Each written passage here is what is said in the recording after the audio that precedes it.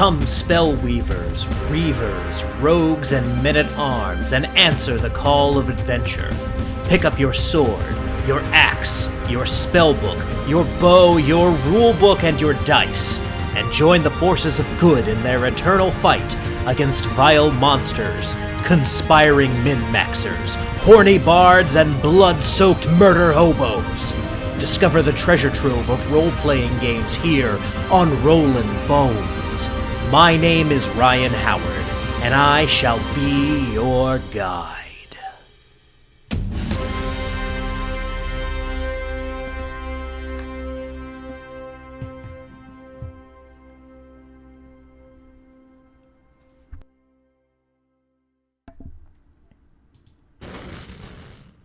Good evening, Boneheads, and welcome to Rollin Bones with Ryan Howard, your RPG treasure trove. I'm your host and king of the Boneheads, Ryan Howard, and this evening we're doing things a little bit differently than I thought we would.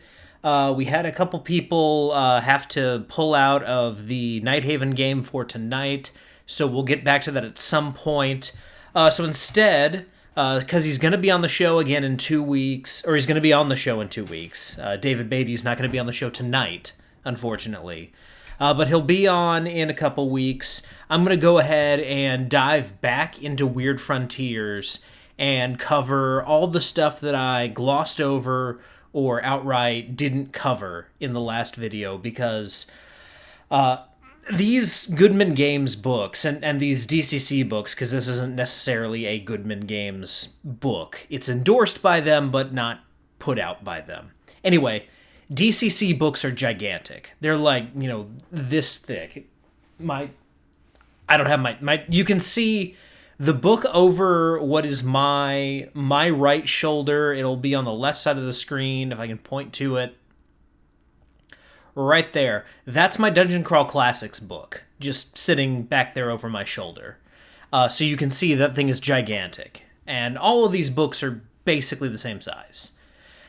So that's why I kind of missed some things. I got to talking about the classes very in depth, and I didn't get to cover everything that I wanted to cover, or everything that would be essential to cover for a beginner's guide. So here we are, and we're going to be discussing all of that tonight. Before we do that, though, just a couple things to let you guys know. One, because people are talking about it now, because it's actually arriving here in the States, I do in fact have, and this is so hard to hold up, Batman the Animated Series Shadow of the Bat. It has finally arrived. I have my all-in pledge. I've got all the boxes here. In fact, if I turn... Actually, no, you can't see them, because they're on the floor right now. But I have all 4 boxes. They're here. And I will do an unboxing video at some point. Maybe this week, maybe next week. This week is my birthday, so I've got some things going on right now that are keeping me from like doing a full unboxing video, because getting together with family, getting together with friends, all that stuff. So probably not this week, but likely next week I'll be able to put out a unboxing video on Batman the Animated Series Adventures. And so far, initial impressions, it's pretty cool. I've already looked at it. It's awesome. But I'll be going through all of the contents of the boxes, showing you guys the miniatures. We'll do it just like we did the Deadlands one, where I'll have my table, you won't see my face, it'll just be camera pointed down. The camera's a lot better this time, though, so there's that. So that'll be cool. But that's what we've got going on today. Just we're going to be looking at some Weird Frontiers again. So I'm going to jump on over to screen share, and we are going to take a good look.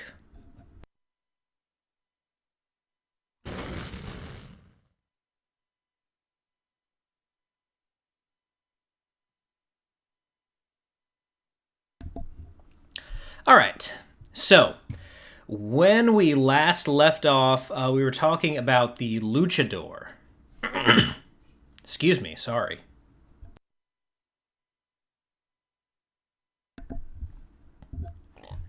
Sorry, I'm dealing with a little bit of sinus stuff today, per usual, for anyone who is familiar with my show. Anyway, we did talk a good bit about the Luchador here. I am once again going to harp on the fact that the Luchador's paths should have been Technico for the righteous path, Rudo for the path of the damned, and then free agent is fine in the middle there. But, that's just me being the wrestling nerd that I am. That's the thing I'm going to call out. But I did talk in pretty good detail about the Luchador and what comes along with the Luchador. So we're actually going to skip over this one, and we're going to head over to the Mountebank. Because I only talked very briefly about the Mountebank, which you'll see here on this this lovely illustration. I'm going to back it up just a little bit for you guys. So, the Mountebank. Basically, what the Mountebank is an alchemist mixed a little bit with like a warlock, in that they are very charismatic. So not only are you able to, create your potions and your elixirs and things like that, you're also, you're the archetypal snake oil salesman. So you have to, have the gift of gab that most of the time you don't maybe associate with kind of a more like potion-focused character. So again, it's a very important archetype for a Wild West game, and it's cool that it's here.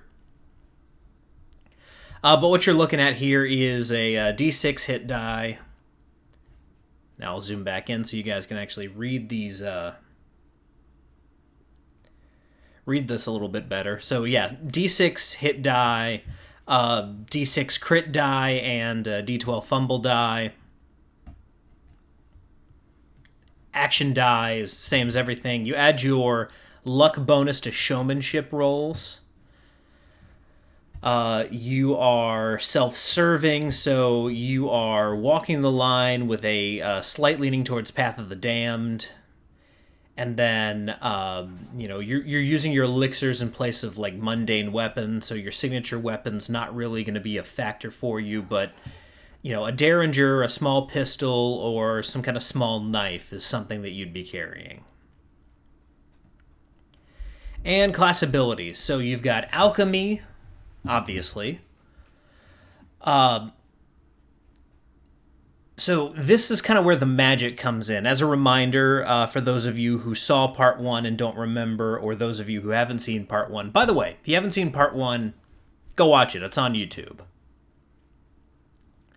But every class has a tinge of magic to them. And so you are able to imbue your arcane brews and weird elixirs with magical energy and create some kind of weird stuff. So you've got your mundane formulas and your magical formulas. So your magical elixirs, I imagine... In fact, we can go ahead and take a look at this because it's not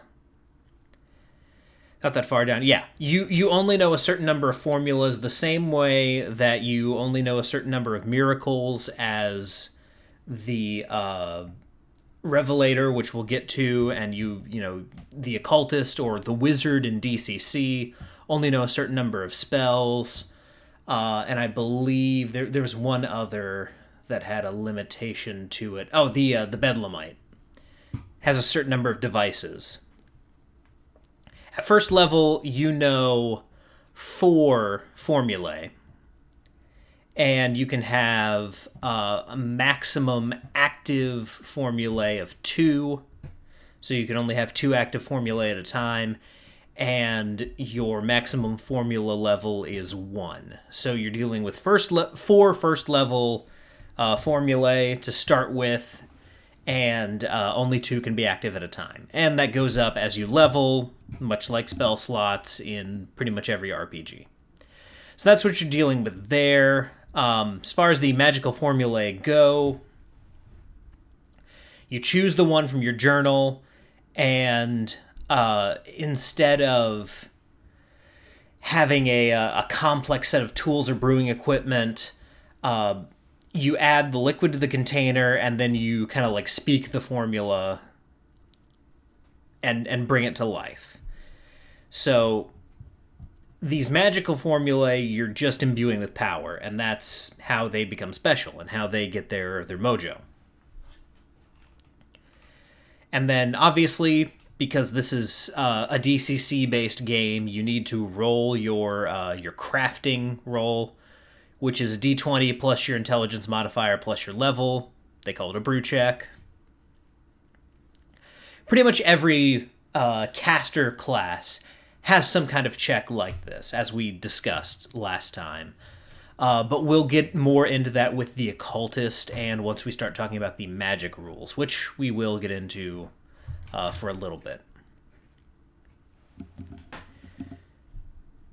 And just as a reminder, at first level you can only have 2 charged at once, but that goes up as you level. Then your Mundane Formulae, you can craft non-magical components, so your acids, adhesives, poisons, explosives. So you can make little vials of nitroglycerin, you can make your alchemist fire, poison, super glue, whatever you may need, depending on circumstances. You do need your laboratory or a portable laboratory, which I imagine being like kind of a writing desk almost. Like you have this like big wooden case that you would carry and open it up, and there's all these like potions in it, almost like the toy restorer from Toy Story 2. That whole setup that guy has. As a miniature painter, I am absolutely fascinated by that little toolkit that guy carries in the movie. And I imagine that the Alchemist would have something similar. At least in my game they would. And then there's a mundane formula chart that you can go to check the potency based on your crafting or your brew check. And then mutagenic reactions. If you mix certain chemicals together, you can have volatile reactions. So if you roll a natural 1 on your brew check, there's going to be a problem. And let's see. To determine the exact effect of the mutagenic reaction, roll the listed die found under each formula and adjust by your current luck modifier. Okay. And I was mistaken earlier. If you're making a mundane formula, you don't have to make a brew check. That's just something that you as an alchemist can throw together. And there's, I guarantee, some certain cost associated with that, which we'll look at here in just a little bit with some of the formulae. You also have Green Thumb, which considers you skilled at gathering components to make poultices, adhesives, poisons. So searching the surrounding area for any ingredients you may need for a particular brew or potion. Depending on how exotic the ingredients are, you might have a higher DC, or maybe they're just not around, but you would roll a D20 instead of a D10 for your skill check. Which we'll talk about in a little bit when it comes to skills. Because one thing I've noticed about Weird Frontiers that isn't necessarily leaned into so much in Dungeon Crawl Classics, you get a little bit of it in MCC, but this game does lean a little heavier on skills. There's no formalized skill system, but this system does go to great lengths on each class to emphasize certain activities that a certain class would be considered skilled at. It's a lot less apparent in Dungeon Crawl Classics. It's a lot of stuff that's tied to your initial profession. which is why it's always interesting to roll your profession at the beginning of the game. When you're creating your character, which we went over that last time. That'll give you a whole other set of skills, but there's more emphasis on class skills here than there is in like base DCC. Now, I bring this up because this is going to be important in a couple weeks when I go on this old dungeon with Luau and a few other guys to talk about running Dark Sun in Dungeon Crawl Classics.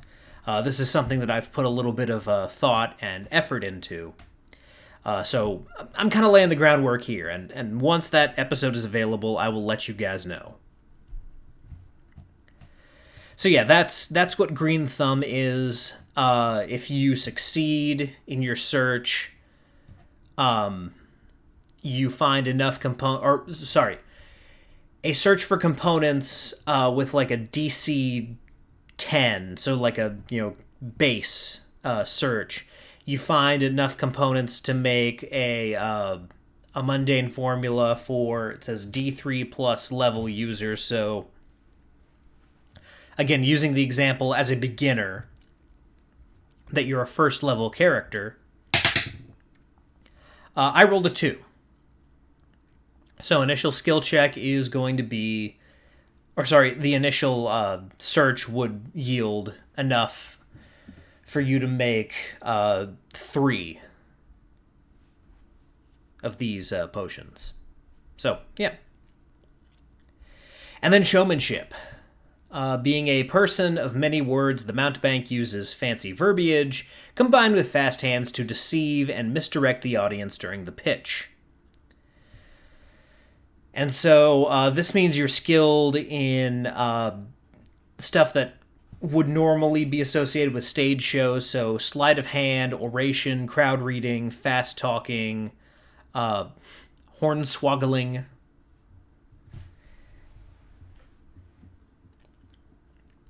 Which basically, hornswoggling is like deception, but instead of convincing someone to do something they maybe otherwise wouldn't do, you're also kind of sort of convincing them that it was their idea.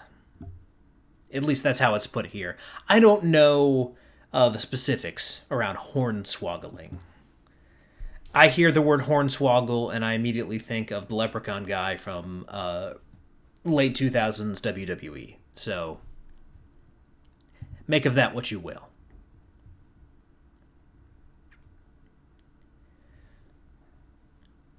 And so for a lot of those, you're looking at like probably an opposed roll, where you're rolling off against the NPC. But yeah, that's where the charisma side of things comes in, or the personality for Dungeon Crawl Classics. And last but not least, snake veins. The mountebank often incorporates venoms from serpents and insects in the brewing of elixirs and mundane compounds. The constant use of accidental exposure builds up a resistance over time, so you double your fortitude save against poisons and poison-based attacks. Pretty cool. And then here you have the Mundane Formula chart. So, again, these are, because if we go back to this table, the formula, you can only create formulas that match the maximum formula level. And you only know a certain number, which you'll divide between the mundane and the magical. So you're looking at pretty much only level 1 formulas here. So on the mundane chart, what you're looking at is a firebomb, acid bomb, adhesive, and poultice. And this is what you would be looking at as far as what they can do. So 1d6 damage for a firebomb. An adhesive that can hold up to 10 pounds, and a poultice that can heal a d4 hit points. And it's got the ranges here for fire bombs and acid bombs.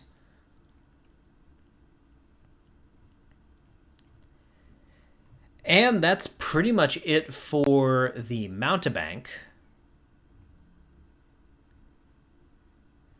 As far as actual... I actually take a look at this.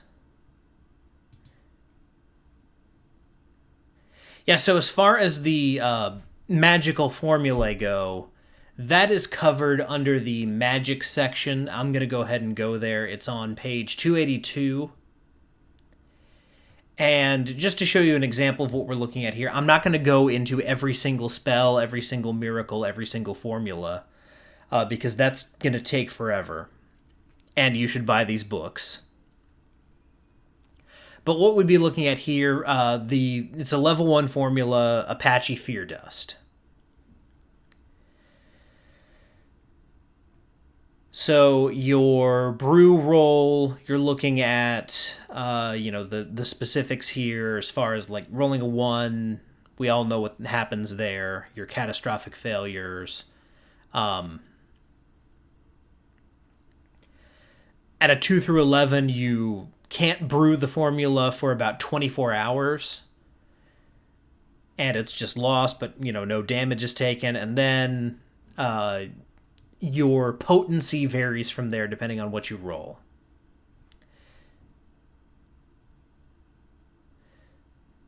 Now, as far as the mutagenic reaction, because that's the catastrophic failure, you roll a d10 and, add your luck modifier. So let's say you've got a luck modifier of +2 to start with. Let me roll my d10.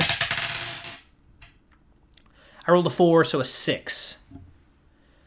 Let's see, 5 through 7. The portion of the brain responsible for fear goes into overdrive, and you have to pass a DC 12 willpower save at the beginning of any combat. On a failure, you suffer -1d to all attack rolls during combat. So this is... I'm guessing this is forever. So yeah, you can fear gas yourself. Because, that's essentially what this is here, is like Scarecrow's fear gas. So yeah, that's what you're dealing with as far as like magical formulas. And there's all kinds of stuff listed here. The formulas go up to level 5. You've got everything from, this Apache Fear Dust to Deadshot, which increases a user's accuracy with firearms. So you could brew this up for your gunslinger and hand it to them. Yeah, so all kinds of cool utility with the mountebank. So, moving beyond the mountebank, let's take a look at the next one, who is the Mystic Monk. So, last time we talked about the Luchador, who is a, unarmed attack specialist. Let me scroll up here so you can see this monk's face. That's a lot of what you get with the monk as well. The difference is that you can also use exotic weapons, which there's a table for that. Once we get to the end of this, I will go to that table and show you guys what we're talking about here. So D10 hit die, D10 crit die, and a D12 fumble die.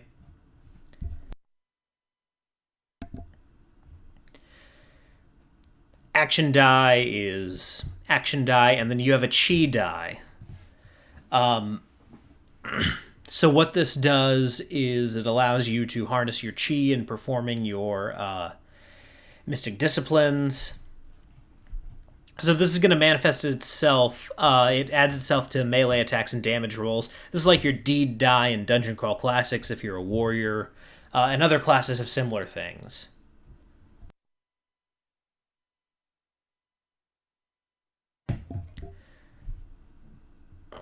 You also add your luck modifier to initiative checks, which is great.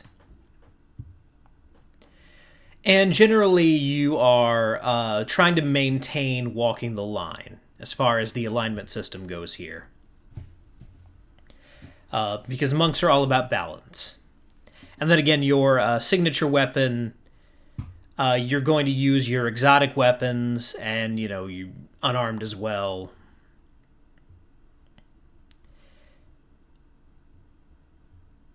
And then you can also, you can carry a firearm, but this says you have to devote 2 signature weapon slots to it. So remember that you get 2 signature weapons to start with. So if you want to use a gun, you, from the get-go, I suppose you can, but, you won't be able to use whatever, cool monk weapon. Then you've got the chi disciplines. These are your kind of magic sources as a monk. And you have to spend personality points to do this. So it's very similar to the way the Calavera uses their spirit rolls.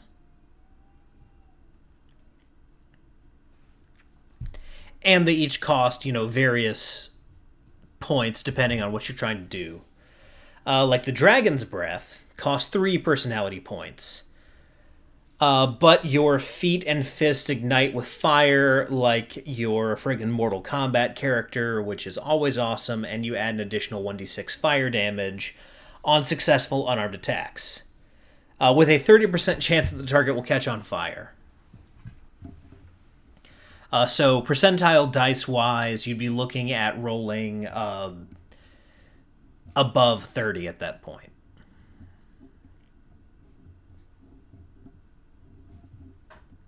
Or actually below 30. That's the way it works. Below 30.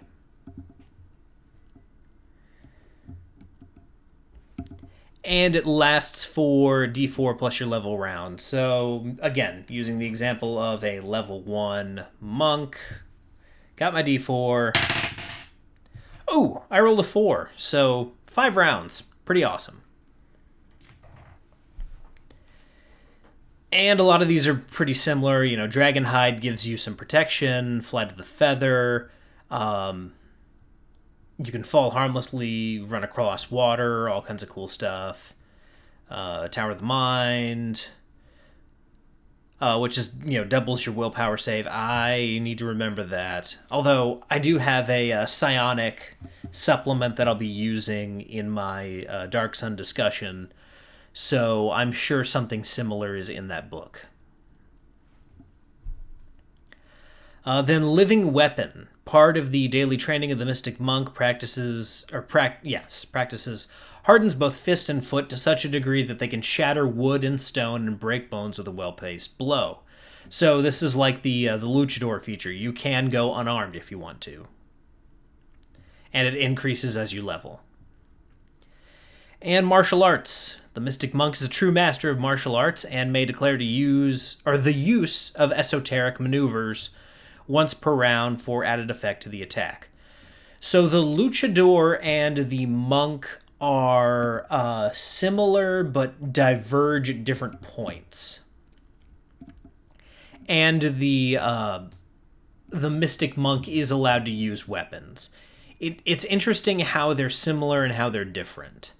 And I think it really does accommodate kind of 2 different styles of play, depending on what you want to do. Because not everyone who wants to play like an unarmed character is looking to play David Carradine from Kung Fu. Some people are looking to be like a brawler, and for that you'd probably be looking more at like a luchador. So, yeah, it's cool that that's there. And then Stealth. The ability to remain hidden from the enemy while moving silently among them is a talent the Mystic Monk excels at, so you're considered skilled when it comes to moving silently and remaining unseen. Always cool. And much like the Luchador, you've got some sample maneuvers here from martial arts with different results based on what you're rolling.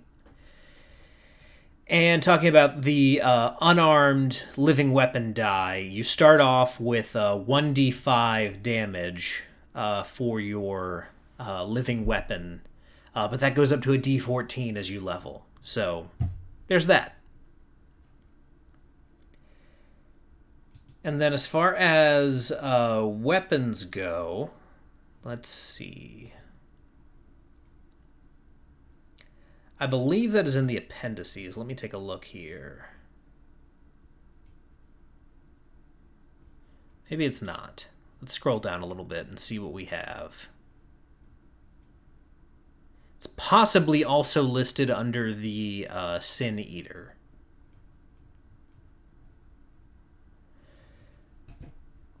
We will get to H.P. Lovecraft here in just a second. Once I find these exotic weapons, because I do want to go over that.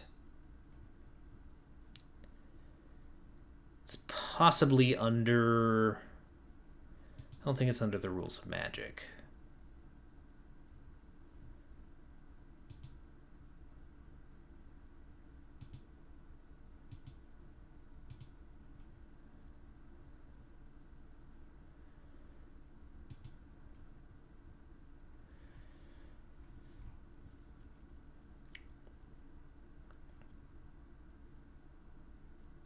I know this is all very interesting for you guys.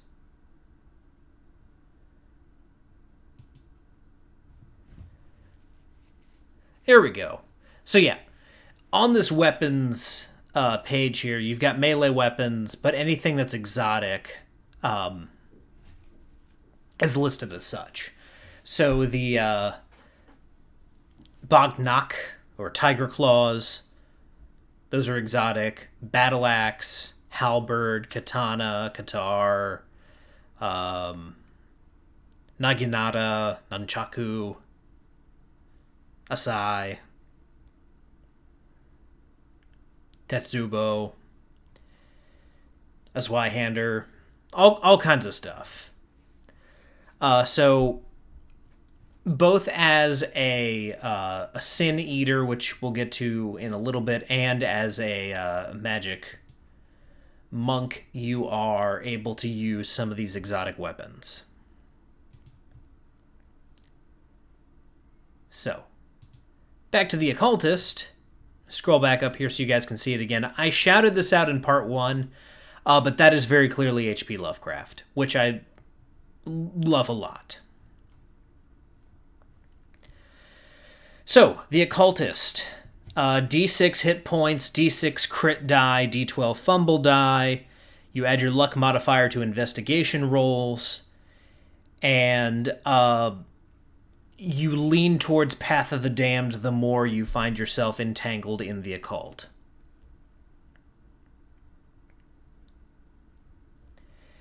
And then you're also looking at kind of smaller pistols and conceivable knives and, stuff like that for your special weapons. But for the most part, you're going to be relying on your spells. So class abilities. Sixth Sense. So your constant contact with the supernatural has allowed you to attune to human senses, the paranoia. So you have like you have a spidey sense for weird things that are happening, which is always useful.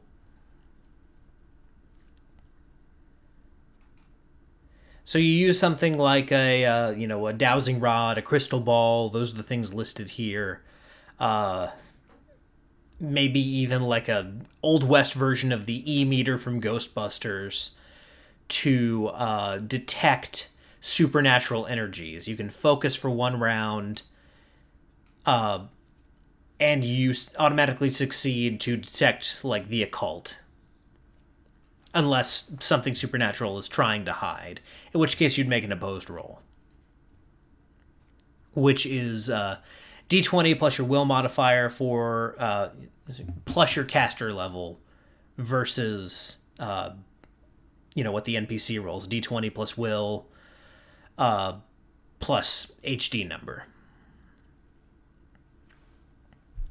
You can also use this to detect hidden creatures and things like that.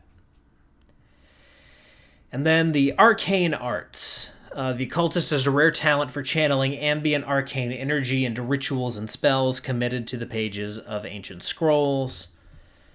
So you have a personal grimoire, which contains a certain number of spells. 4 to begin with. And, it then is, determined... Actually, sorry. Your 4 spells are determined randomly. So you roll for your initial spells. You don't get to choose. Except, it says here, GM might allow you to choose like 1 or 2. So, mileage may vary there. And then you also adjust by your intelligence modifier. So you get 1 new spell per each level. And if you discover other like spell scrolls or tomes, you can scribe them. And then to cast a spell, you have to roll your spell casting check, which is your D20 plus intelligence modifier plus casting level. And there will be various and sundry mishaps that happen if you roll poorly. Dance with the Devil, you are constantly immersed in the esoteric and often find their paths crossing with things that cause even the toughest gunslinger to run home crying for mama. So you double your willpower save when attempting a grit check. So basically you are hardened to the supernatural.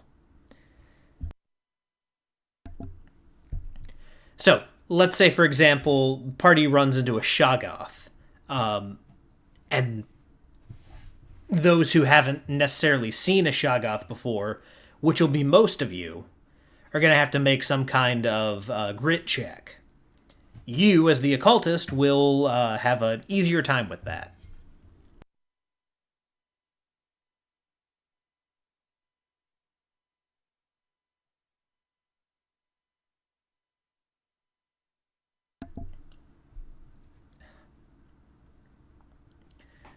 So, also, as the occultist, you get a familiar. So, familiars, they're arcane in nature. They are summoned by a ritual, and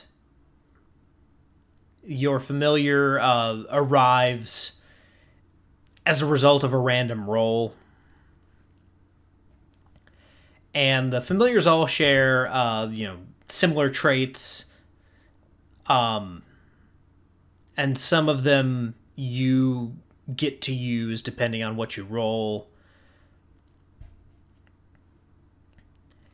And they bond with you. They get higher intelligence, higher hit points, and a higher armor class, which improve over time. They get to add your reflex save to their own natural AC. They gain an additional 1d4 plus 2 hit points when summoned, and an additional d4 hit points each time the occultist gains a new level. They gain an intelligence score of 5 and gain a telepathic link with the occultist. They also use your saving throw values. You gain an innate trait from the summoned animal. You gain the ability to cast spells through your familiar, using them as a focus. And you gain a telepathic link with the familiar, allowing limited communication, and both can see through the eyes of the other with 1 round of complete concentration with a working range of 1 mile. So, you can put your cat on the ground, concentrate for 1 round, and then see through the cat's eyes as it goes off investigating. You also get a +1 D modifier with any investigation type roll, so that's good. And you have the ability to transfer written spells into your grimoire. So you have to roll a scribing check, which is a spell check, versus 10 plus the spell level. So you're looking at like a maximum of 15 DC there.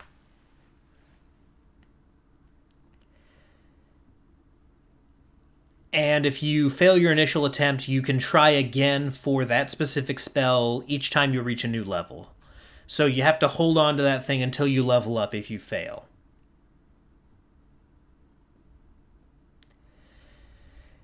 Also of note, the number of spells the occultist can know and the number of spells in their grimoire are the same.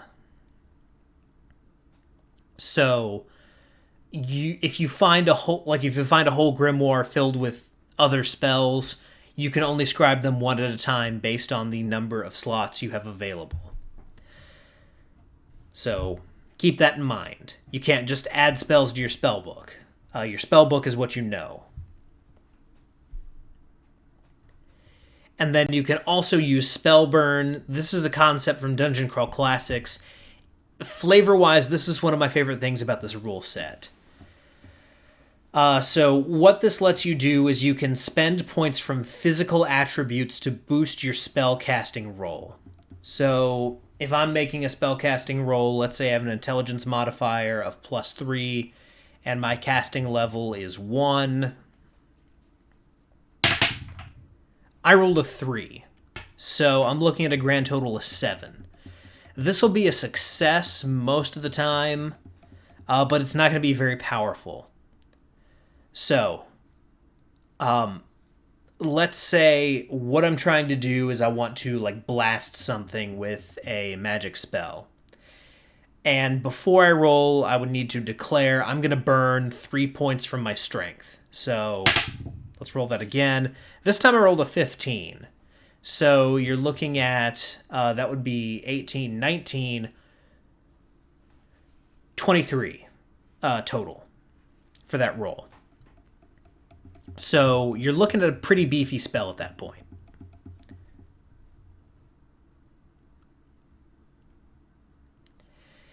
And then here is the progression chart. So, you're looking at 4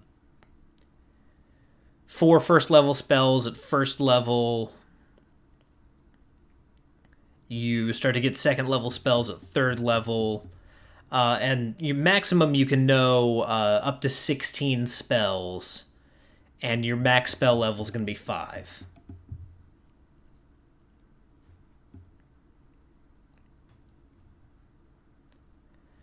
And then familiars, this is what you're looking at with the spell for when you summon your familiar. So you'd roll, and you're looking at, let's see, I rolled a 16, so a fox. And then you roll a d20 to determine the personality type. So I got a 12, which I got a paranoid fox. Very interesting. I like that. I like that a lot. It's very fitting. And Elfie would be very happy with that, even if the fox was paranoid. She loves her some foxes. And then just to go over spells again, we talked a little bit about magic. It's a very similar situation to Dungeon Crawl Classics. It's very similar to what we were talking about with the magical formula, but if we're looking at occultist spells, Axle Grease. Here, first level, greasy mixture of ectoplasmic residue is pulled directly from the spirit world, offering many uses.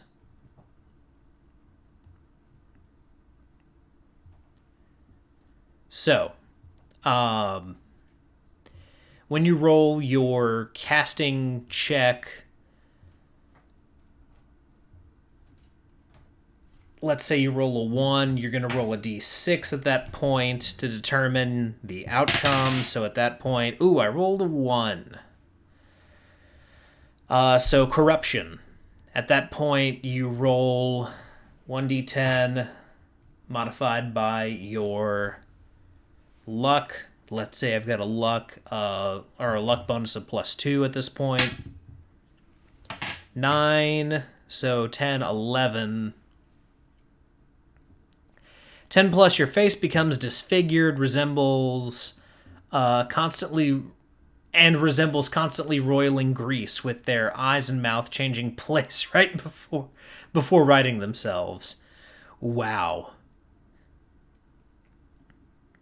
So someone looks at you and like your eyes and mouth like wobble, and you suffer a -3 die penalty to like any social based roll. So yeah, all kinds of craziness. That's not ideal. And corruption is in fact forever. So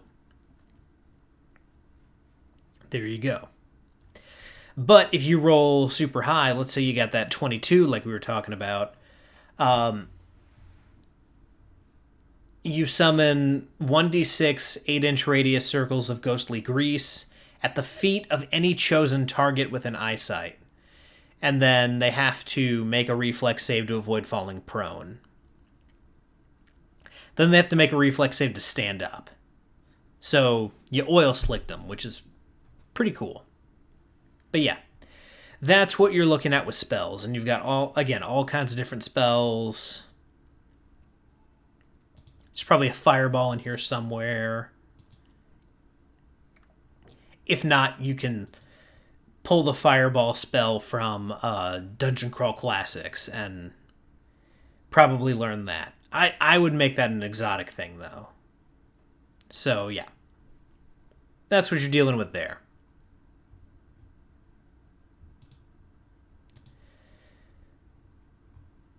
From the Occultist, we move on to the Revelator. And what you have here from this image of a nun with 2 6-guns is the Weird Frontiers answer to the Cleric. It's all very similar. D8 hit points, D8 crit die, and D12 fumble die. Fall from Grace, sometimes a Revelator takes a wrong turn while trying their best to walk the righteous path. Falling from grace can often seem random, but it's known that God has a plan for everything. So if you roll a natural 1 on divine healing or a miracle check or turn back the night check, you have kind of fallen out of favor with your God at that point. And you begin your fall from grace. There's rules for, what that means and redemption for that later on down the road. You add your luck bonus to your willpower saves. You walk the line and lean towards the path of the righteous. And you're usually looking at firearms, clubs, and bladed weapons. So, at this point, 2 6-guns, a shotgun, something like that, maybe a sword.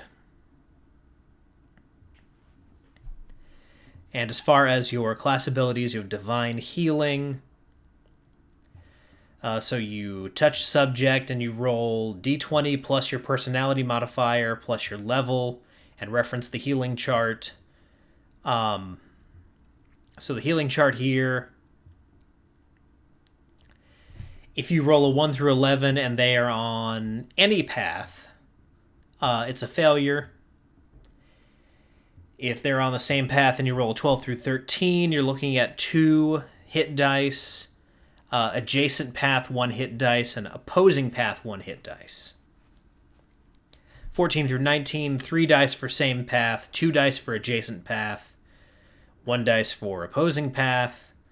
20 to 21, 4 dice for same path, 3 for adjacent, 2 for opposing, and then anything 22 or above, 5 dice for same path, 4 for adjacent, and 3 for dice. And again, if you roll a 1, fall from grace.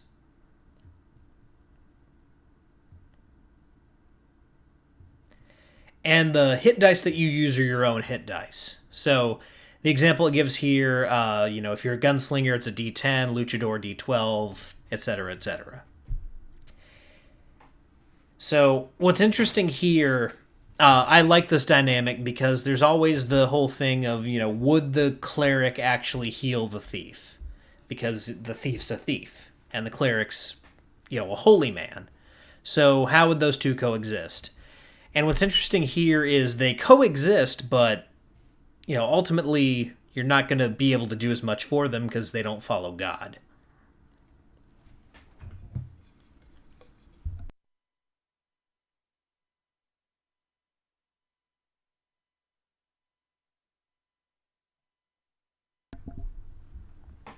One thing that's interesting here, if you're poisoned or if you get some kind of crazy disease or, you lose a limb or something like that, Dave did put a chart in here to show what that would equal out to as far as the hit dice. So there's that. Then you have Divine Intervention. So you can invoke your god by rolling a d20 plus your personality modifier plus your CL. Judge will set the DC depending on what you're looking for.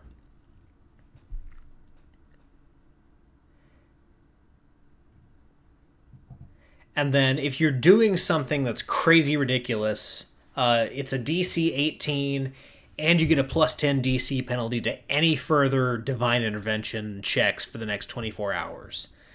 So this is a, hey, I'm calling in all the heavy artillery here, God. So, asking for something else after that, especially, it gives the example here of, lighting a lantern. So if you do call fire down upon the sinners and you succeed on your DC 18 check, asking God at that point to be like, hey, can you light my lantern too? You can see where that would, incur other penalties there. Don't know how theologically sound that is, just based on kind of my own faith, but, mechanics are mechanics, so. You also get Exorcism.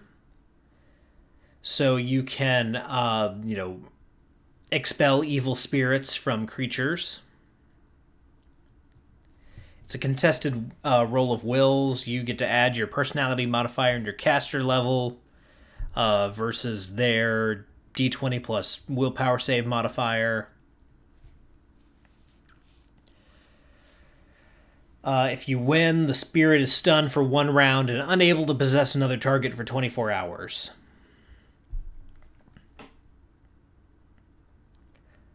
If you lose, they retain control over the host and they retaliate with negative energy, so 1d4 damage per hit die of the entity.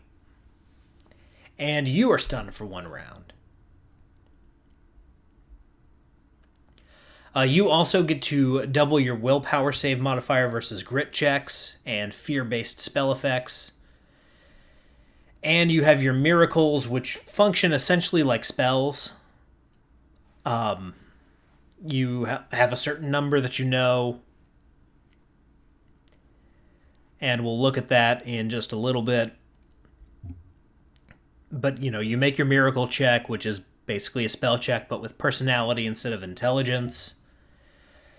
And you consult the chart for the result. And turn back the night. This is your turn undead.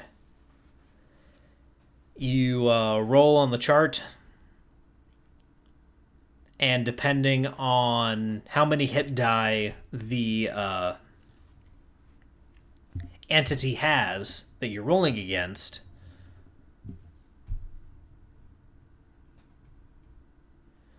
any means no effect.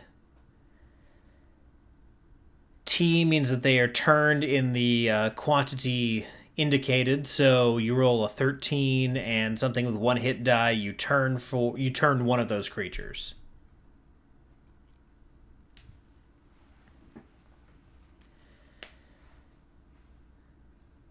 And then a turn creature moves away from the Revelator at a maximum speed or cowers if unable to retreat.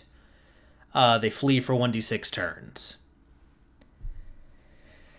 D means they're damaged, so some of your higher results, you're looking at certain amounts of damage that you do in addition to turning them. K means they're automatically killed. So with these kind of weak sauce creatures, especially, like your one hit die creature, something like a basic skeleton. If you roll super high on this, you can kill up to like 2d6 of those things with no save. 2d6 plus your class level, which is important. And something with 11 to 12 hit die. So let's say you're trying to turn... say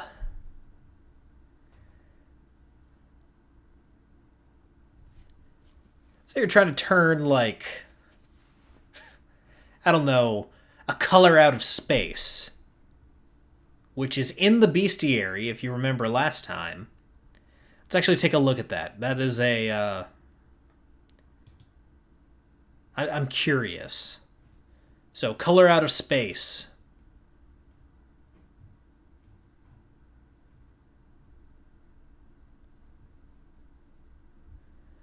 As far as the hit die go... Oh, that's not listed. 10d8 for the hit die. So, back to what we were talking about. Turning something big like that as a Revelator. 9 to 10 hit die. This is where we're living right now, this side of the chart. So you don't do anything unless you roll a 30 or a 31. And if you somehow manage to roll a 32 plus, you can turn up to 1d3 of them plus your class level. So, yeah. You're not going to be doing damage to something like a color out of space, but you can turn it if you really, really boost that thing. And then Holy Smite. That is not a, fake Christian swear.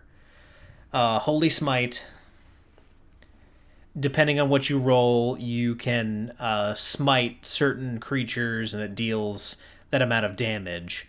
So, you're not getting one until about the 24 to 27 range. You're looking at a 60-foot beam that deals 1d3 damage.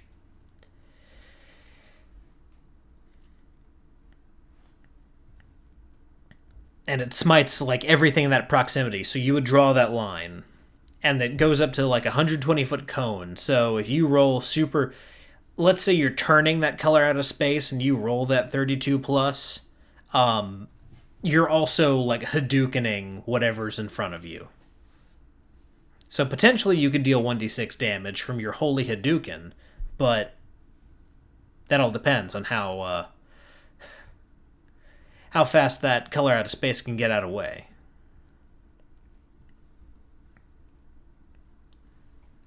And then you've got your Miracles Known, just like Spells Known. It's the same basic concept there. And then the Sin Eater.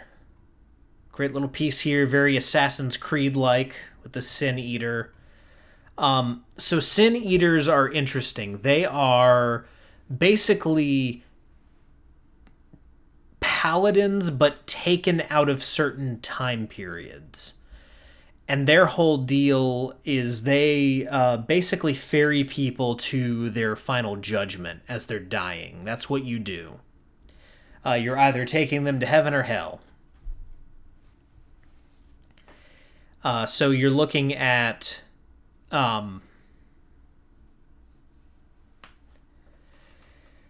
D8 crit die, D12 fumble die, and a D10 hit die.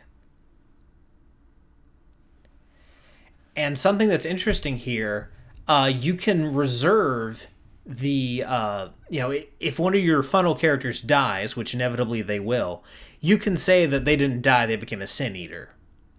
So, yeah. That's something that you can do. You add your luck modifier as a Sin Eater to navigation-related rolls while in the spirit world. So much like the Calavera, you too can enter the spirit world. And you can also navigate it. You have to hold to the path of the righteous. Because, again, you're a paladin.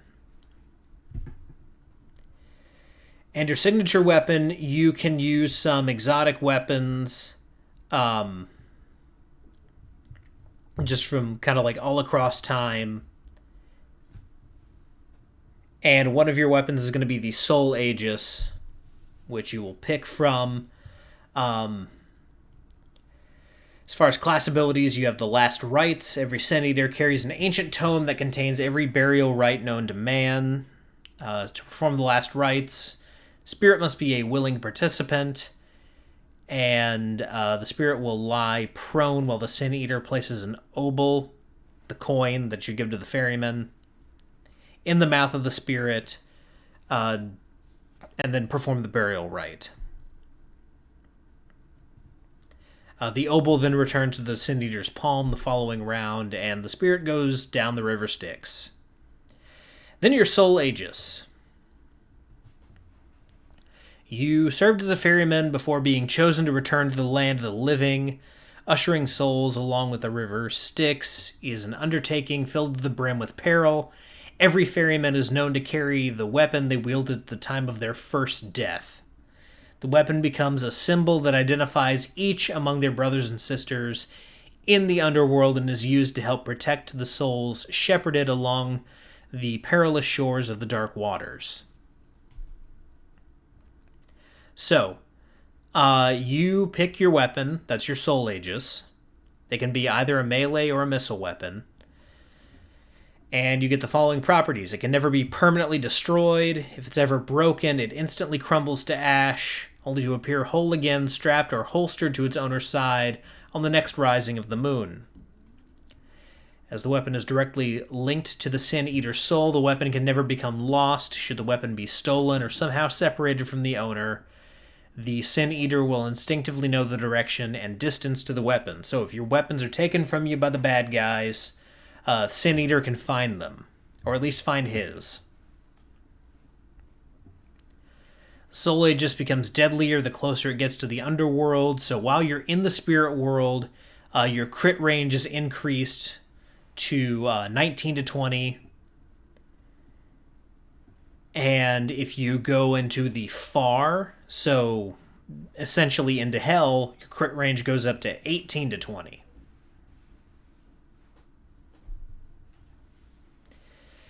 But creatures in the spirit world will actively avoid the dreadful weapon and suffer 1 die penalty to all melee attack rolls that target the Sin Eater. So, in the spirit world, you are King Baller, and you can, kill whatever you want, and it's harder for them to kill you because you work for Charon.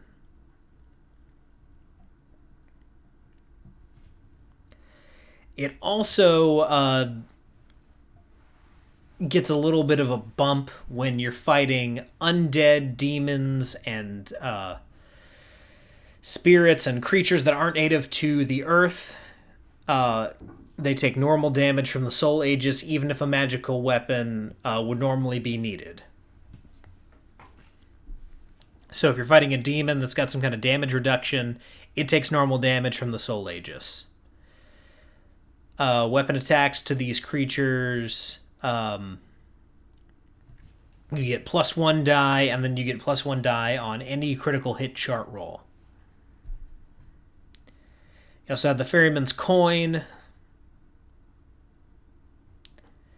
which we mentioned a little bit earlier, but it also lets you do some cool things, including the Soul Sense, which you spend a personality point, and you can adjust your senses to include objects and denizens of the near, so the direct spirit world.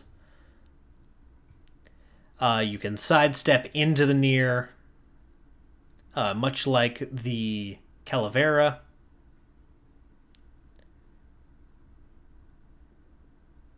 And let's see. Once a personality point is spent, Okay, yeah. So those are your coin powers. You can sidestep and you can soul sense. And then for river rites, ferrymen all know a set of rites taught to them by Charon himself. The rites serve to protect and aid the shepherd as they usher their precious cargo to the afterlife. The rites also serve the Sin Eater well with missions in the land of the living. So these are certain things you can also do by spending your personality points. You make a roll plus your personality modifier plus your class level. And you can shadow walk. So this gives you kind of, improved stealth. Corvus Corax. You can open a portal directly to the underworld, which pours forth a flock of Stygian ravens to aid in the protection of the Sin Eater. Ferryman's Reprieve, which gives you a little bit of protection, offering a supernatural barrier that helps repel malevolent forces. All of these are written up down here below the progression chart. They've all got their various charts. They work like spells. And here's your progression.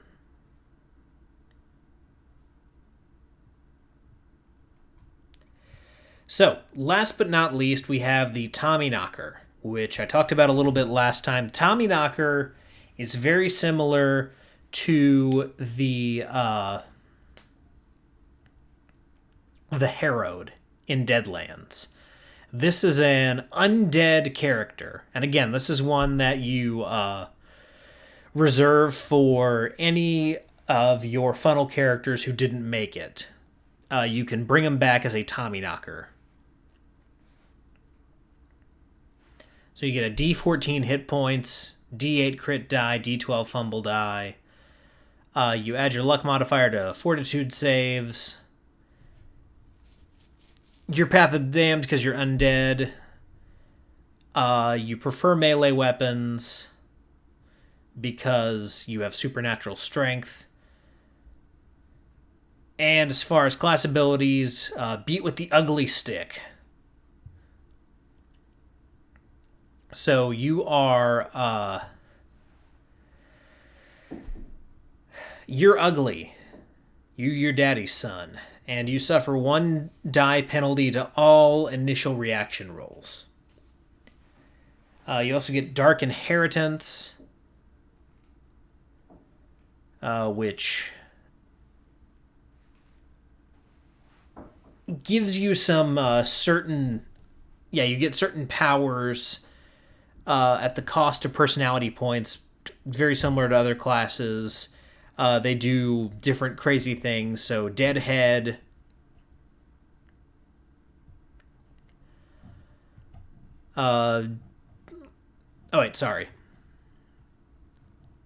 Dark Inheritance is gone into a little bit. Yeah, it's down here. So it's got different kinfolk depending on who your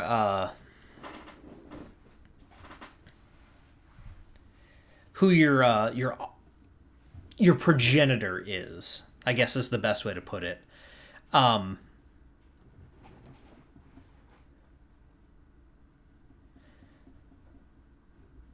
So Mother Maw is the entity that essentially sends you back out.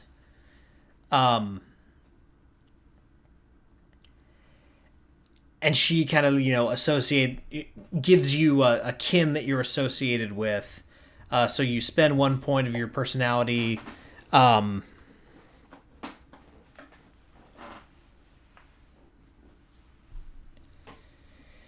yeah, you can use any of these powers depending on just, what you want to do.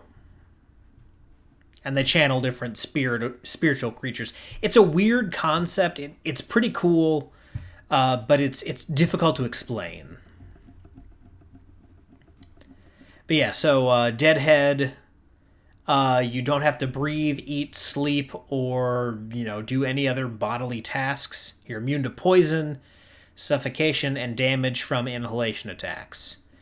You automatically pass roll the body checks, but suffer permanent -1 to stamina with each return. So you don't die, you come back to life, but each time you die and come back, you get a -1 to stamina.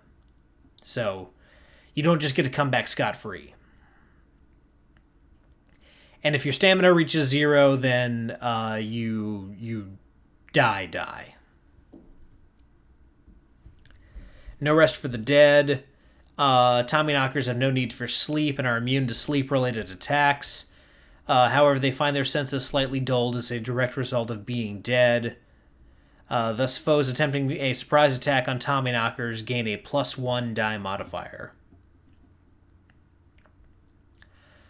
Stitch it up. You aren't capable of healing wounds naturally or by magical means, so you have to manually repair damage suffered to you. You can spend an hour repairing a wound to get 1 die of hit points. Allies wishing to aid the Tommyknocker have the time normally required to make the repairs, as long as they have medically related occupations. So you can't be affected by potions or healing or anything like that. You have to physically put yourself back together. You also have Strength of the Grave, so you return from the spirit world with the Strength of the Grave coursing through your rotting veins. All melee attacks gain a +1 die modifier to damage rolls. Strength-based skill checks, including grappling, also benefit from this +1 die bonus.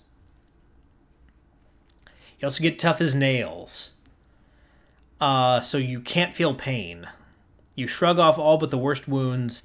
All damage inflicted on you suffers a 1 die penalty to a minimum of 1 point of damage. You don't suffer critical hits. Damage rolled with a critical strike is still taken, but is reduced by 1 die in size before the roll. But no one can roll a critical chart on you. Just the effects don't happen because you're, a corpse.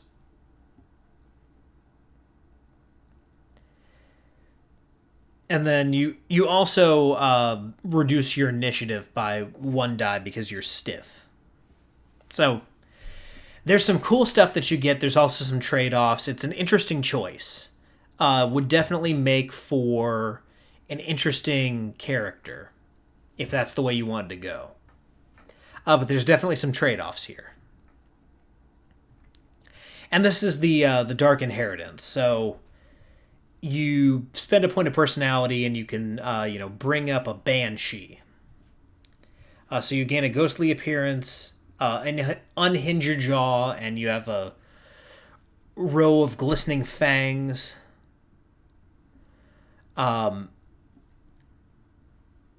You gain the Wail of a Banshee. Friends and foes have to pass a grit check with a DC of 8 plus your class level. One chosen enemy has to pass a higher DC willpower save to avoid suffering a loss of 1d3 grit points.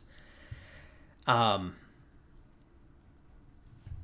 there is another drawback to each of these powers. So if you channel this power, you open the Tommyknocker to extreme feelings of oblivion and loss.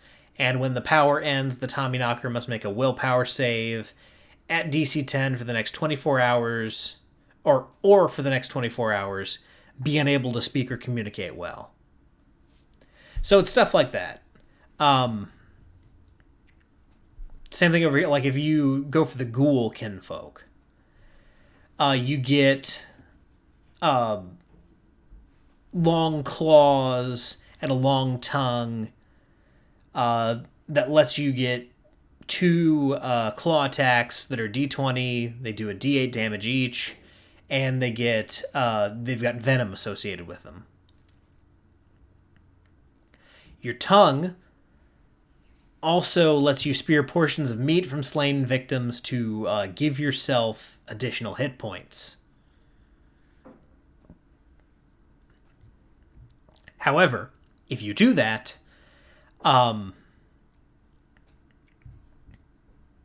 seeing the body of an ally may awaken your taste for flesh. You have to pass a DC 10 willpower save to avoid spending their next round removing a choice cut of meat from the wound. So your wounded friends might make you hungry. It's gross. But it's pretty metal. That's pretty metal. So yeah, that's the Tommyknocker. And here you've got a piece of art that looks a lot like Jonah Hex from DC, for anyone familiar. Not just like him, but, similar. Definitely similar. And from here, there are some rules we do need to discuss. Skills. So, as I mentioned, skills are something that this game emphasizes a little bit more than DCC. And basically what you have with the skills, if you guys will give me just 1 second here to close this. If you are considered trained in a skill, so this is anything from your previous employment or anything associated with your class, you're rolling a d20. If you aren't skilled, you're rolling a d10. Where'd my d10 go? There it is. d10.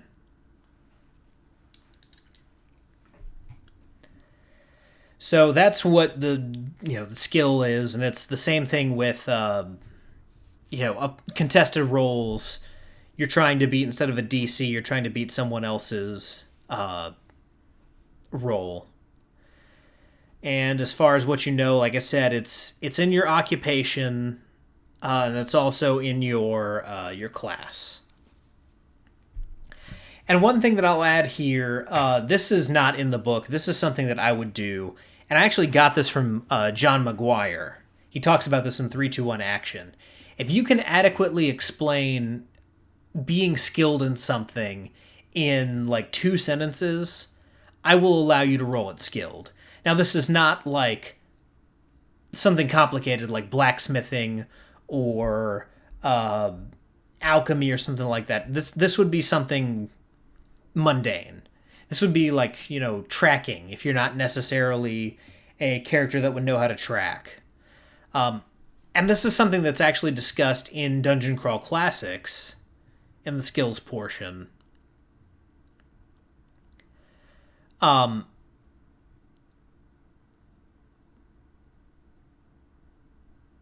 So down here it says, like, if there's ambiguity, your character may have used the skill somewhat, but not regularly. You can make the untrained check with a +2 bonus. And then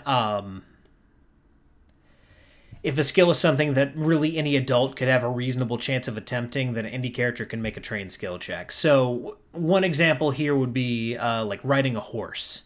Because you're in the Wild West, everyone's going to be rolling like to control their horse with a d20, at least in my mind. Because that's something everyone would be familiar with. So, yeah. And you can spend time, there is like rules here for, learning new skills. So you announce your intent to the judge. They determine what would be required to begin learning. Like small skills, a book on the subject, a little instruction from a trained person, a little bit of practice, and you're good to go. Advanced skills, you'd be looking at a lot more in-depth training, more expensive purchases. And then once the conditions are met, you have to spend time studying or practicing, 1 hour minimum for a certain number of sessions as determined by the judge. And then you can increase your untrained skill check by 1 die as, practice time passes. Once you reach a d20, you're now skilled. So it's a gradual process of over the next 5 sessions. If you spend an hour per session training on this thing, you get to add a die type until you get up to, your D20. So, an interesting idea, especially for a game that doesn't have a formal skill system like 5e, or even more formal and robust like 3e or 3.5. So it's interesting to keep that in the game, and adding that to DCC, which is very light as far as other systems. They generally keep it to rolling a D20 and meeting a DC. So it's a cool system, and one that, as it says here, isn't taking too much away from actual gameplay. It's just, essentially hand wave, make sure you're paying the price, make sure you're stating that you're doing it every time, make sure there's time for it every time, and you're able to continue doing this. As far as other things that can pop up in this game, let's see. For occultists, you have to worry about corruption. So when you roll a natural 1, you have to roll corruption, which you'll see on your spells. You do also have the corruption table here. You've got minor, major, and greater, which can do all kinds of crazy stuff here, up to and including an elder god using your body as a repository for lost souls.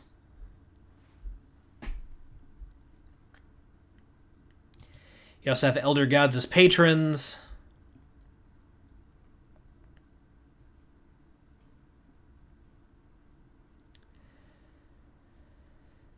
And what this does, you can bond with an elder god, do so in secret. You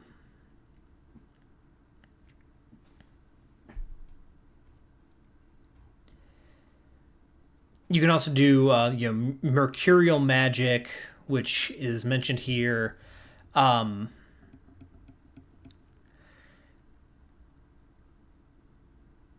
see.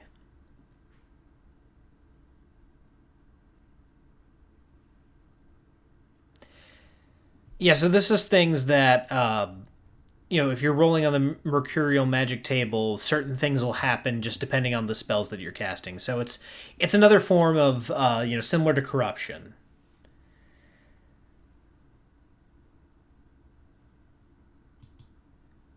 And then Revelators, we do need to talk about Fall from Grace, because you can find the displeasure of your god at certain points, and you have to atone. And what this does, it's not just like if you roll a 1, but, like if you fail 4 straight attempts at magically healing an ally, your threshold for falling from grace increases. So at this point, you have to then atone. And what that means is you have to roll 1d4. Let's see, roll and sum a 1d4 for each point in the roll result and reference the Fall from Grace Atonement chart. So down here, you roll 1d10 for atoning.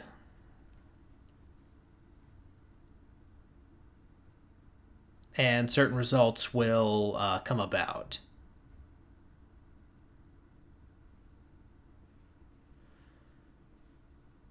So sometimes you might have to, pray uninterrupted for 10 minutes to atone. Sometimes it'll be more like, you completely lose your ability to turn back the night until you can complete a quest of atonement. Where a creature considered undead is put down in a display of holy retribution. That's if you roll a 14. It's all kinds of crazy stuff that you will need to do to potentially atone for your sins. And then we also need to talk about so critical hits, critical fumbles. You've got your charts that are, let's see, if we pull this up here, is there a critical hit chart down here? Oh, here it is.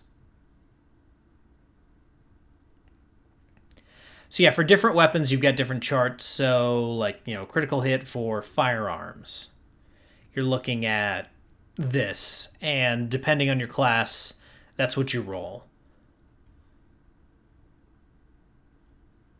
You've also got stuff for piercing weapons. There's fumble charts for melee and ranged and firearms. Firearms are very special. We'll get to that here now. So, that's what you're looking at for the crits. And firearms. Firearms have their own set of mechanics here. And what you're looking at with firearms is specifically, we have to talk about, we're going to move past all this talk about cartridges versus cap and ball. That is important for reload time, but we have to talk specifically about the gun deck, which is, did I pass it? Here it is, the gun deck. So, each player with a character that carries a firearm should have a standard deck of playing cards with jokers close at hand. So, for demonstration purposes, I will once again be using Cheyenne Wright's action deck.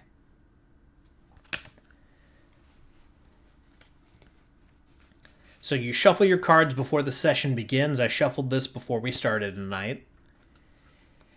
And every time you discharge a firearm, you flip up a card. So, I flipped up a 9 of clubs. So 2, 3, 4, 5, 6, 7, 9, and 10 have no effect. It's just a normal red. If you flip a black or red suited face card, you get good fortune for the attacker. Face cards offer a one-time bonus to attack and damage rolls depending on the card flipped. Jacks are +1, queens are +2, kings are +3. Aces and eights are bad. If you remember part 1, Wild Bill Hickok was killed with aces and eights in his hand. That's the dead man's hand.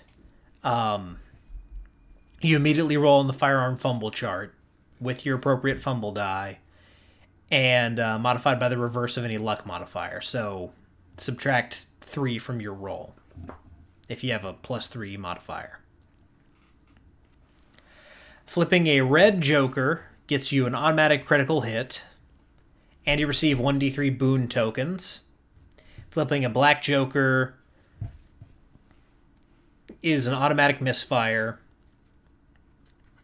and you get 1d3 hex tokens. So, talk about those tokens here in just a second.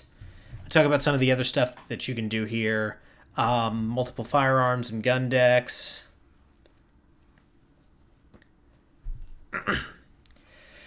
So if you're using like multiple firearms, it does recommend just using one single deck. And you reshuffle the gun deck once the last card has been flipped. You can also declare in off time that you're cleaning your guns, which will allow you to reshuffle the deck. Or you can spend a boon to do that at any point.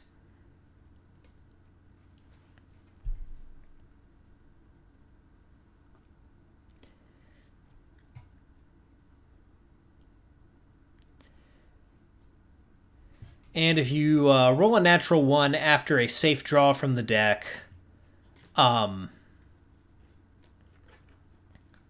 it's a miss, but you don't have to roll a misfire. You just get a hex token for your natural 1. And if you roll a critical success and draw an ace or an 8, the misfire still happens, but the fumble chart roll does not. And then any stated hex tokens are still earned as well. And the last thing to talk about here with guns is fanning the hammer. So this is in the Western movies when you see guys with a single action revolver do this thing where they're, just like literally pushing back on the hammer. It's because single actions you have to cock and then fire. So this is basically you rapidly cocking the gun and firing in succession. The best example of this is in the movie Hidalgo, and you also see it during the gunfight at the OK Corral in Tombstone. But there are several other examples. Those are just the two that come to mind most readily. And so when you fan the hammer, you're basically firing rapid. Each shot past the first suffers from kickback, so you're looking at a -1 die penalty each time you do it. Unless you're a gunslinger, then it's just -1 penalty. And that's just -1 point, not -1 die. And then every time you fire a shot, you have to pull a card from the gun deck. So let's say I fire 4 times. Pull 4 cards.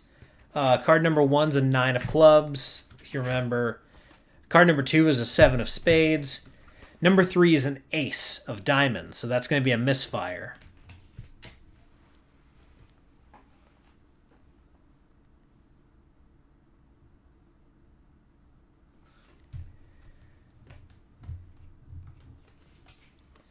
And then, the 4th card's a 2. So 1 misfire in there.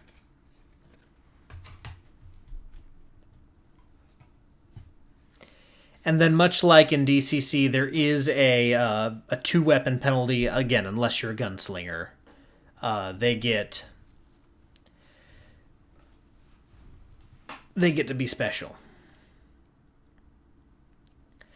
Now, as far as the hexes and boons, let's see. Boons and hexes. These are represented by poker chips. It recommends white for boons and black for hexes. So that's what you're dealing with there. Anything used as a weapon inflicts... that's damage. Boons and hexes. There we go. Boons. So, Lady Luck, benevolent patron, often keeps a watchful eye on heroes destined to be major players. So, anytime a natural 20 is rolled on a d20 attack, characters grab the lady's eye and receives a boon. This also happens when you get your face cards or when you pull a joker. Actually, no, it's just when you pull a joker... and it's a red joker, and when you roll a 20, you get a boon. And so this is the way that boons work. You get to add +1 die to a modifier, +1 die modifier to both attack and damage rolls on any one attack. You can spend a boon anytime to allow an instant reshuffle of the gun deck. You can spend boons to rid the character of hex tokens on a 1-to-1 basis. You spend a boon for a reroll with the exception of a natural 1, which can't be rerolled. You can spend a boon for a +1 die modifier to any roll, or a -1 die type if that's more favorable. And then you can spend a boon to give an ally +1 die modifier to their next action. On the opposite hand, you've got your hexes. And these come from Lady Calamity. You can earn a hex at any point when a natural 1 is rolled or when a black joker is pulled.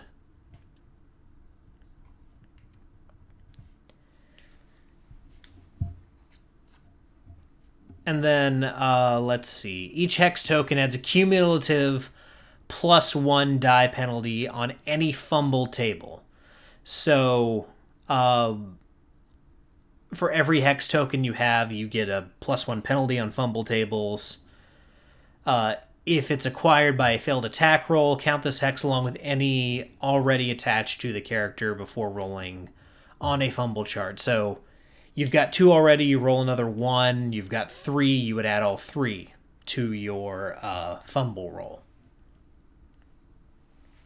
Hex tokens modify any interaction rolls with NPCs by -1 die per hex. And then each hex token makes the grit check that much harder. Each hex token adds +1 to the grit check DC and a +10% modifier to the madness chart roll. So for fear and madness, we've talked a little bit about grit checks. That is the measure of your mental and physical stress that you can handle before completely unraveling. You get your grit score by adding stamina plus personality ability scores and dividing by 2. So you average the 2. You make a grit check when you're confronted with any form of fear that the judge feels is warranted. And your grit check is a d20 plus your willpower save modifier versus a standard DC 8 plus the number of hit dice the creature has plus any hex tokens attached to the character. So this is mostly around like coming into contact with something from other worlds. So, coming into contact with a Shoggoth or something like that.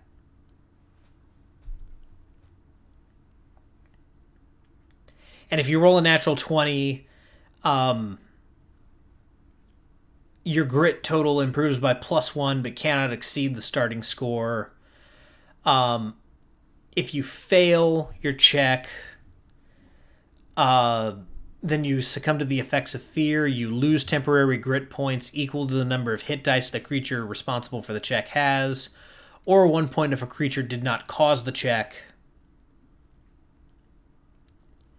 And uses the amount of check failed by modifier, by luck, and hex tokens to consult fear chart for additional effects. And then critical failure, if you roll a 1, you lose grit points equal to twice the number of hit die the creature has, and the creature gains a +1 die bonus to all attack rolls against you. Failed grit checks, like we said, temporarily reduce grit points. If you reach 0 temporary grit, you suffer a temporary mental breakdown and you roll percentile dice modified by your luck times 10%. And you consult the madness table, which we'll look at here in just a little bit. You can recover grit up to your original starting total at the end of each adventure. Unless you're reduced to 0 during the adventure. If that's the case, then your grit is total. Your total grit's reduced by 1 at that point. So if you reach 0, your grit goes down by 1 forever.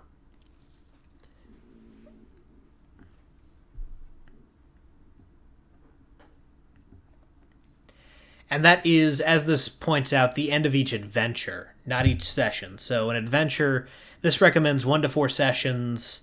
So this would be like at the end of a module. Or, some adventures are 1 session, so it would be, at the end of, once they accomplish their goal, they can get their grit back. And then characters reaching a permanent 0 grit score have gone insane and are unfit to play. Insane characters are often taken to the closest sanitarium, where quality of treatment varies from facility to facility. Judges should keep the now NPC involved in the story in small ways to help build the depth of the overall campaign. And if you fail, you roll on the fear table, which has different results depending on what you get. And then Madness. When you reach 0 grit, you reach your breaking point, and you roll on the Madness table, which is this right here. If you roll 0 to 25%, you get a minor phobia, 26 to 50% minor disorder, 50 to 75% major phobia, and 76 to 100% major disorder. So these will permanently affect you in some way, varying on what you roll. So it's like I said in part 1, this is very much inspired by Lovecraft. So this is kind of, porting in the kind of Call of Cthulhu sanity mechanic here. And it does so in a really interesting way. In fact, Deadlands does something similar. And that's really something that I find interesting in this game. I mentioned that it has some similarities to Deadlands and some differences. The similarities are, they're present, but they're not so similar that I would call this a Deadlands ripoff. This is something that I'd have to talk to Dave about, the degree to which he was inspired by Deadlands, because I don't know. But there are some similarities there. So if you are familiar with Deadlands, coming into this world is not going to be as daunting as it would if you're just familiar with, like, D&D. Same thing if you're familiar with Call of Cthulhu. You're going to recognize a lot of this stuff. So there's entry points there for people who like Call of Cthulhu or like Deadlands and want to try it in this particular system. So all in all, those are really the important things to talk about. There are other things in here, like there's, discussion of the states and territories in this game's version of the Weird West, which, if we look at the front end sheet here, somewhere in here there's a map. Actually, no, the map is a separate thing. Unless there's... Here we go.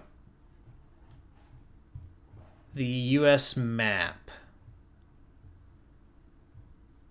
Okay, so the map is a separate thing. I do have the map, but I don't have it pulled up right now.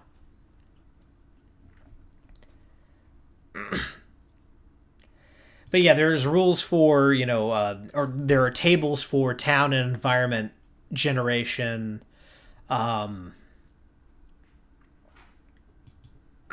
downtime, technology,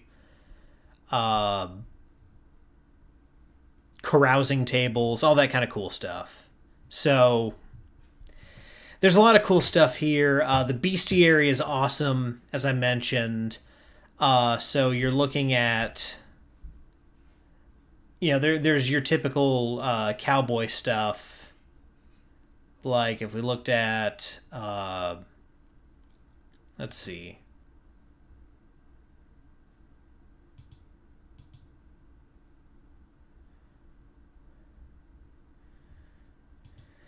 You've got your Western fare like the Chupacabra. You also have, if we go down to S, Shoggoths. You've got Spawns of Yig. You have Star Spawns of Cthulhu.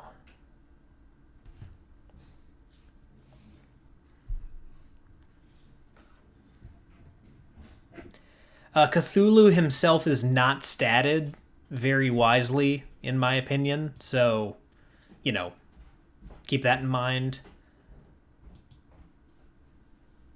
As far as, like...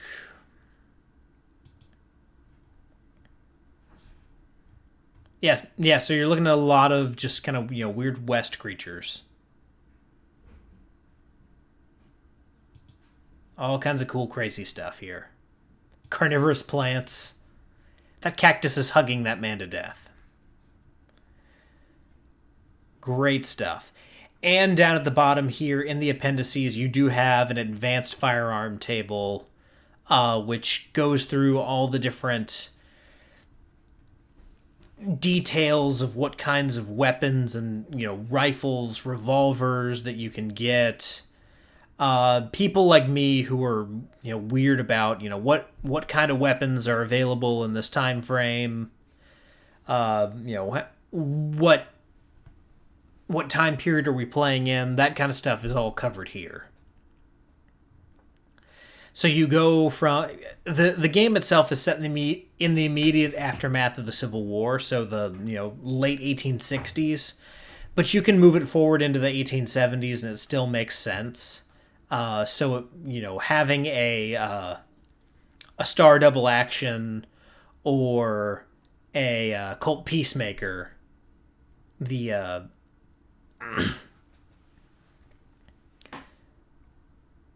the Peacemaker, the Frontier, those, those would be available too. You might not be able to get a hold of, like, the more exotic automatics, stuff like the Mauser and things like that you would see in, Red Dead Redemption. So, keep that in mind. You can probably add it into the game, though. It wouldn't be that hard. So, yeah, that's what you're dealing with here as far as Weird Frontiers. This should give you everything you need to know to start things off. Definitely buy this book. It's available on DriveThruRPG. Let me make sure of that before. So, let's see. DriveThruRPG.